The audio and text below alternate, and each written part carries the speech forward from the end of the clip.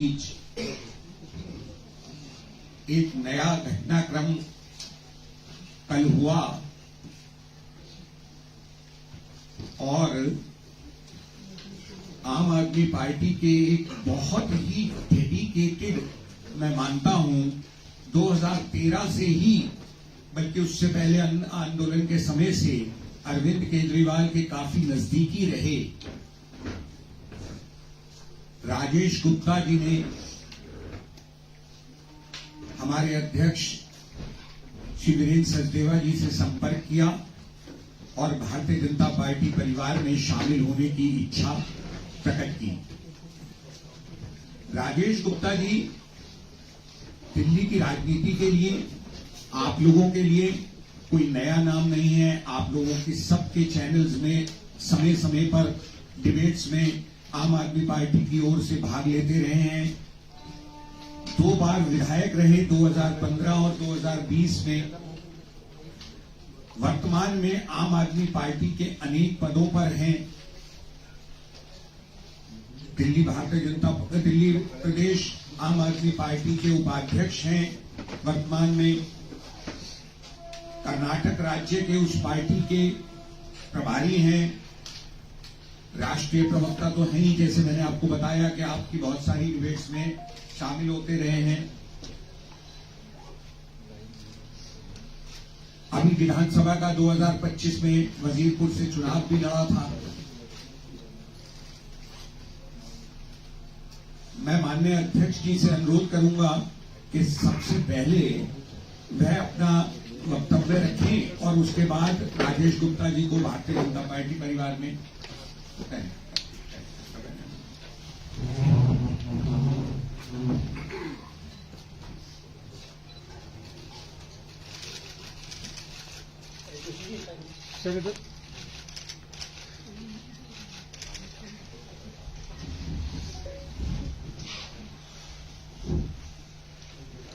मैं माननीय अध्यक्ष करूंगा कि वे अपना वक्तव्य रखें। धन्यवाद प्रवीण जी। मंच पे हमारे साथ मेरी नई तरफ से पार्टी के उपाध्यक्ष राजकुमार भाटिया जी और अभी जिन्होंने हमारी पार्टी की सदस्यता ग्रहण की, ऐसे श्री राजेश गुप्ता जी। 2 बार 2015 से लेकर 2025 तक आप विधायक रहे। कर्नाटका के प्रभारी हैं 72 अब तक। लोकसभा का जो चुनाव हुआ उस पर नई दिल्ली लोकसभा के प्रभारी रहे। और सबसे बड़ी बात, अगर आप उन 10 सालों में विधानसभा में परफॉर्मेंस देखें तो उसमें भी एक जागरूक विधायक के नाते राजेश जी अपना पक्ष रखते थे। आज आप भारतीय जनता पार्टी के परिवार में सम्मिलित हो रहे हैं तो मैं आपका अभिनंदन करता हूं, स्वागत करता हूं। कारण क्या है? राजेश जी तो बताएंगे ही कारण, लेकिन आज दिल्ली की जनता को मैं ये बताना भी चाहूंगा, अरविंद केजरीवाल जो लापता है, जिस दिल्ली का वो, जैसे उनके स्वभाव में वो हरियाणा जाते तो हरियाणा के बेटे बनते हैं, तो पंजाब के बनते हैं, दिल्ली को भी इसी तरह से कहते थे। और जिस माहौल में अरविंद केजरीवाल या उनकी पार्टी ने सरकार बनाई और जिस माहौल से वो गए, राजनीति शास्त्र के लोगों को उस पर अध्ययन भी करना चाहिए। और वो अध्ययन करेंगे तो उन्हें पता चलेगा कि राजेश गुप्ता जैसे लोग क्यों वहां अपना दम घुटा हुआ महसूस करते थे। आखिर क्या जरूरत थी जो बाहर आए। कल दिल्ली में उपचुनाव है, अशोक विहार सीट, उस वार्ड पे भी चुनाव है जिस विधानसभा के राजेश जी खुद 2 बार विधायक रहे हैं।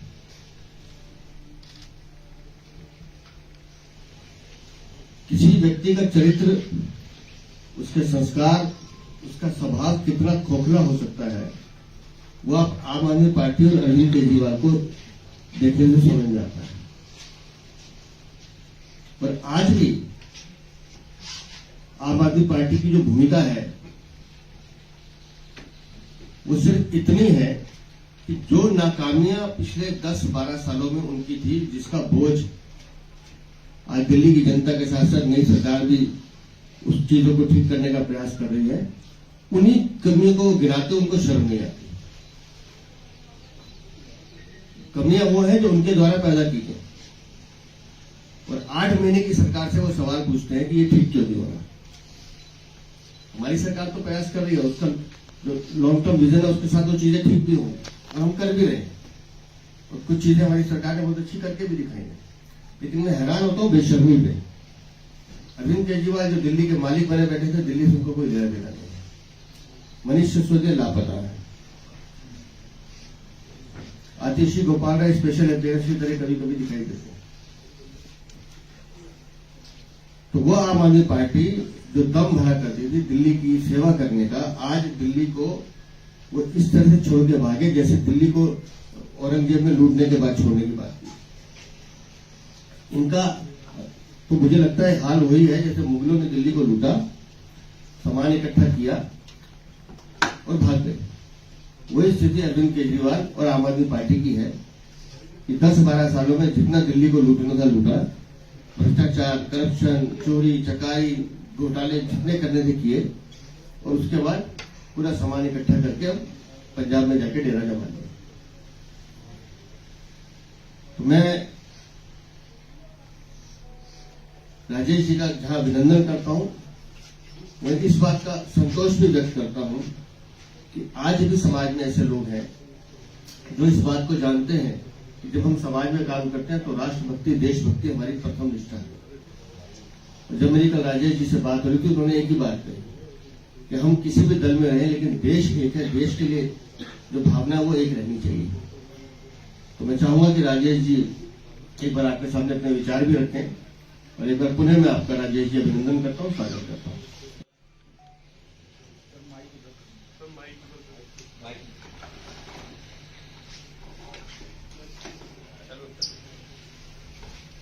धन्यवाद अध्यक्ष जी, आपने मुझे अपने परिवार में शामिल होने का मौका दिया।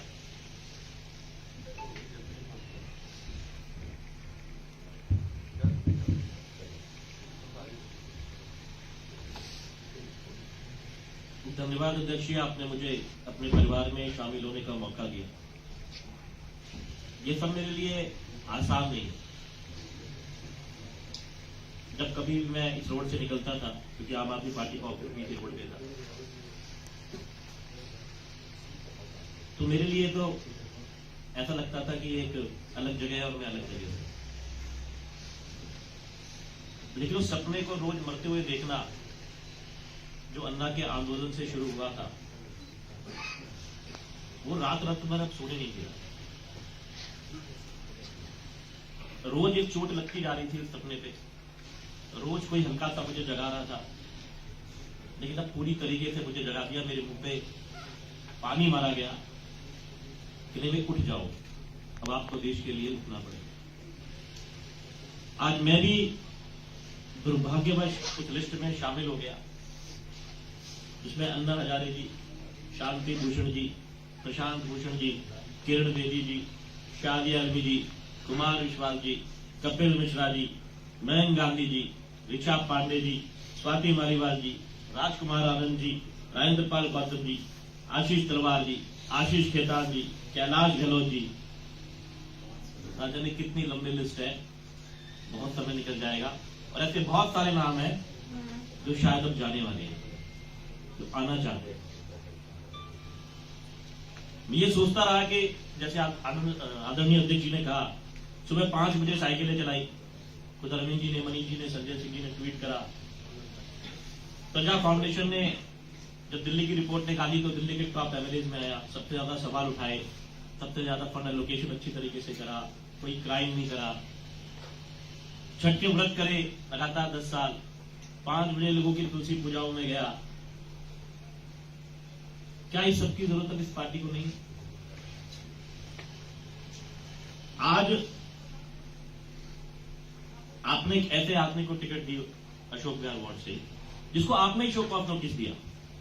बीजेपी ने आरोप नहीं लगाए हैं उस पर, कांग्रेस ने नहीं लगाए हैं, बसपा ने नहीं लगाए हैं, खुद आम आदमी पार्टी ने उसको शो ऑफ नोटिस दिया।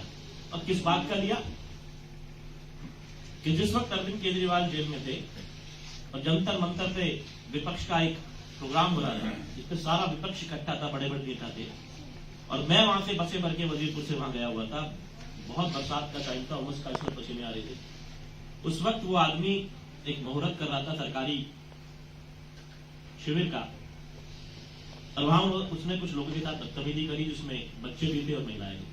ये बात पार्टी ने प्राइमा फेसी मानी, तभी तो शो ऑफ नोटिस दिया। आज अध्यक्ष जी मेरे साथ बैठे हैं, ऐसी थोड़ी किसी को शो ऑफ नोटिस देते हैं, पार्टी ने माना, उसी को आपने टिकट दे दी। आप 3 C's की बात करते थे, कैरेक्टर, क्राइम, करप्शन, आपने तीनों को ही हटा दिया। आपने जिस मंत्री को हटाया और सीबीआई में जिसकी रिकॉर्डिंग भेजी, उसको 4 दिन पहले आपने उसको भी शामिल करा दिया मटिया मेरे से। आपको लगता है जनता सब भूल जाती है, बार बार आप कहते हैं जनता को इन बातों से फर्क नहीं पड़ता। ठीक है, जनता भूली हो सकती है, 1-2 बार आपकी बातों में आ सकती है, लेकिन बार बार नहीं आएगी। झुग्गी टूटी तो आप खुश होते हो, क्योंकि आपके दिमाग में आता है भैया अच्छा है, अगर झुग्गी टूट गई तो झुग्गी में सहानुभूति मिलेगी, सारा वोट हमको मिल जाएगा। आप क्या जनता को बता सकते हैं कि कल को झुग्गी वालों का मकान दे पाओगे, फ्लैट दे पाओगे? वो तो मोदी जी दे सकते हैं, उन्होंने दिए, उसी जेलवाला बाग में दिए, ये तो नहीं दे पाएंगे। आप उनकी जिंदगी को क्या बनाना चाहते हैं? आपको दिल्ली की जनता ने 134 काउंसिलर चुन के दिए, आपने कहा एमसीडी में भी केजरीवाल, जनता ने मान लिया। कितने बच गए आज? शायद 94 के करीब है, पार्टी साहब कितने ही होंगे। क्यों चले गए वो सब छोड़ के आपको, और 50 और छोड़ के जाने को तैयार है? ऐसा क्यों हो रहा है? अगर ये 12 सीटें की 12 भी आप जीत गए तो क्या आपका मेयर बनेगा? और नहीं बनेगा तो आप रोज शोर मचाओगे कि देखो जी हमें तो पैसा नहीं मिल रहा, हमको तो मोदी जी काम नहीं करने दे रहे, हमको तो मेयर पैसा नहीं दे रहा, हमको तो एलजी साहब रोक रहे हैं। तो क्या फायदा एक भी सीट जिताने का इनको? रोज झगड़ा करेंगे विधायक से बैठकर, तो फायदा क्या है एक भी सीट जिताने का? लेकिन जनता को भटकाना, उनको भड़काना कि तुम्हारी झुग्गी टूटी। अरे भाई, कोर्ट के आदेश में कुछ चीजें होती हैं, लेकिन आप उसका फायदा उठा रहे हो, लेकिन उनकी जिंदगी को आप और खराब कर दोगे। तो आज जैसे मैंने कहा, ये इतना आसान नहीं था। मुझे 3 बार चुनाव में लड़ा, हर बार सर्वे में टॉप आया, ऐसी तो टिकट नहीं दी होगी। बहुत सारे बड़े बड़े पदों पे रहा। आज मैं नाराज हुआ तो इतनी बड़ी पार्टी के, आज जिसमें दिल्ली की सरकार है, भारत में सरकार है, जिनकी एमसीडी में सरकार है, उनके अध्यक्ष मुझसे बात कर सकते हैं, लेकिन दिल्ली में हारी हुई पार्टी के अध्यक्ष मुझसे बात नहीं कर सकते। कितना दुखद है, जबकि मैं पार्टी का उपाध्यक्ष हूं। ये हालात हैं कि जो लोग इनके लिए मर जाएंगे, कट जाएंगे, अपने परिवार को छोड़ के इनके साथ लगे रहेंगे, जिन्होंने अन्ना आंदोलन में अपनी नौकरियां छोड़ी, काम धंधे छोड़े, ये उनको पूछते नहीं है। रोज नहीं आएंगे, जाते रहते हैं। आज मेरी वफादारी, मेरी ईमानदारी, मेरी समझदारी, जो अरविंद जी कहते थे, जिसकी वजह से उन्होंने मुझे 3 बार लड़ाया। मनीष जी जो मुझे कहते हैं कि कोई भी काम करो, ये मना नहीं कर सकता। संजय सिंह जी मुझे मोबाइल विधायक कहते थे। योगेश पाठक कहते थे जो राजेश गुप्ता सुबह 5 बजे मुझे उठा सकता है चुनाव में और 1 बजे रोज सुला के जाता है, 1.5 बजे लगातार, उसको कोई नहीं डरा सकता, हरा सकता। आसान नहीं है, लेकिन अब कोई चारा नहीं। बहुत सारे लोग छोड़ना चाहते हैं और मुझे लगता है छोड़ देना चाहिए और एक ऐसी जगह आना चाहिए जो सच में इस देश के लिए कुछ काम करे। अपने कार्यकर्ताओं को ये ना समझे कि यूज एंड थ्रो कर दिया जाए। उन कार्यकर्ताओं को इज्जत, मान सम्मान दे। बस कल बात करी थी अध्यक्ष जी आपने, आज करी। मैं कुछ नहीं हूं, आज तो मैं कानापुर विधायक हूं, लेकिन जो प्यार, सम्मान,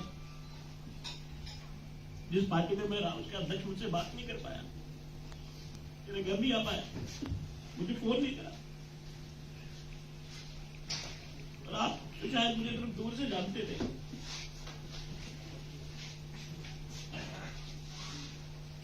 अरविंद जी, आपको सोचना पड़ेगा लोग आपको छोड़ के क्यों जाए।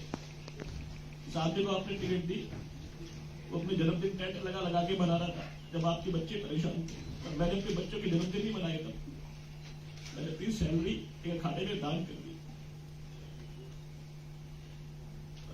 उस आदमी को टिकट दे देते हो।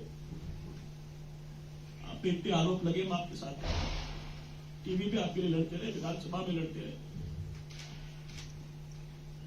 वफादारी की एक ही बात आपने दी। मैं काम करना जानता हूं, देश के लिए, जनता के लिए करूंगा, और जो कुछ भी मुझे यहां जिम्मेवारी मिलेगी। मैंने देखिए से कोई पद नहीं मांगा, कोई कमिटमेंट नहीं मांगी। काम बस मैं काम करना चाहता हूँ देश के लिए, अपनी जनता के लिए, और ये विश्वास दिलाता हूँ कि आपको कभी बात कर दुख नहीं होगा। क्या भारत चाहिए।